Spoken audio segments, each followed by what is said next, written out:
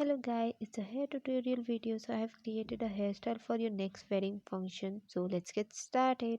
So I have taken my middle section and I'll create a sleek look from the front like this.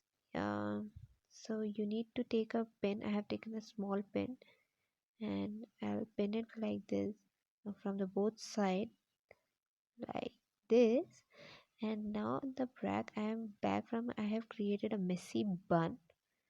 So you can make any kind of one as per your convenience. That's your choice. Now I'll pin it with a bobby pin so that it can stay at place. So now it's time for hair accessories. I have taken two color flowers. It's a pink and yellow flower. It's matching with my head. So now you can take any kind of hair accessories. You can take gajra, artificial gajra, and or designer bobby pins. Now this is the back look, the final look. So now I'll style my dress with a temple jewelry. So and with a ring, it's a golden ring. I love this temple jewelry. It's a very beautiful set.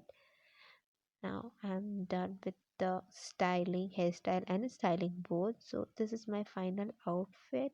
This is the back look. This is the front look. I really like this. So I really like this one, and if you like my video, please like, share, comment and subscribe to my channel. Bye.